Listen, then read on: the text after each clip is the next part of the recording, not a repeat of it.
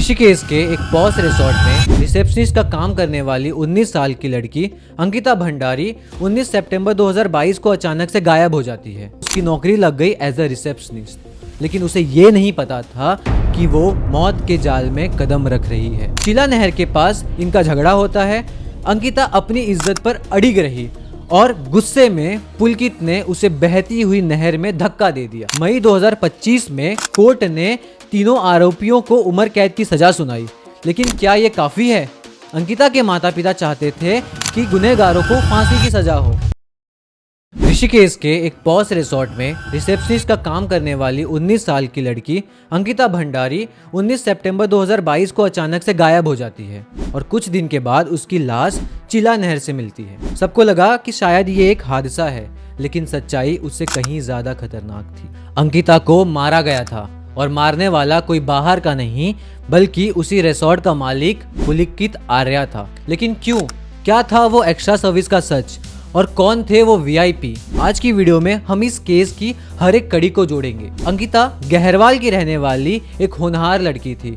उसने 12th में 88% marks लाए और उसका सपना था होटल मैनेजमेंट का कोर्स करके अपने पैरों पे खड़े होना, लेकिन किस्मत तो कुछ और चाहती थी। लॉकडाउन में उसके पिता की नौकरी चली गई और सिर्फ 4000 की फीस ना भर पाने की वजह से उसे कॉलेज बीच में ही छोड़ना पड़ा। घर की मदद करने के लिए उसने OLX पे एक ऐड देखा, वननतारा रिसोर्ट, और वहां उसकी नौकरी लग गई एज अ रिसेप्शनिस्ट। लेकिन उसे ये नहीं पता था कि वो मौत के जाल में कदम रख रही है। वननतारा रिसोर्ट्स कोई मामूली रिसोर्ट नहीं था। वो बीजेपी के पूर्व मंत्री विनोद आर्या के बेटे पुलकित आर्या का था और वहां अक्सर वीआईपी गेस्ट की पूल पार्टीज और अय्यासी चलती थी।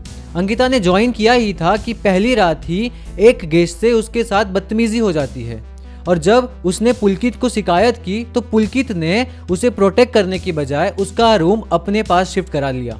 अंकिता ने अपने दोस्त पुष्पदीप को व्हाट्सएप पर बताया कि ये लोग हवसी हैं और ये लोग उसे प्रोस्टिट्यूट बनाना चाहते हैं, और उसने बताया कि उसे 19 सितंबर को आने वाले एक वीआईपी गेस्ट को स्पेशल सर्विस देने के लिए फोर्स किया जा रहा है। 18 सितंबर की शाम अंकिता ने ठान लिया कि अब वो ये गंदगी जगह छोड़ देगी। उसने रिसोर्ट के स्टाफ को अपना बैग लाने को कहा, लेकिन पुलकित और उसके साथी अंकित और सौरभ उसे मनाने के लिए बाहर ले गए। सीसीटीवी में दिखा कि वो लोग स्कूटी और बाइक पर ऋषिकेश गए। वहां उन्होंने मोमोज खाया और अंकिता ने रास्ते में पुष्पदीप को कॉल किया और कहा, मैं इनके बीच फंस गई हूं और यहाँ कुछ भी हो सकता है। ये अंकिता की आखिरी बात थी। चिला नहर के पास इनका झगड़ा होता है।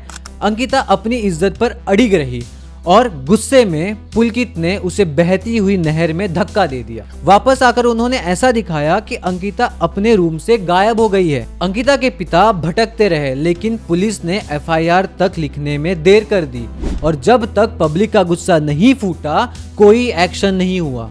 हैरानी की बात तो यह है कि जैसे ही पुलकित को पकड़ा गया, रातों रात बुलडोजर चलाया गया रिसोर्ट पे। दुनिया को यह दिखाया गया कि ये न्याय है, लेकिन और सच ये है कि वहां सिर्फ अंकिता का कमरा तोड़ा गया था सबूत मिटाने के लिए।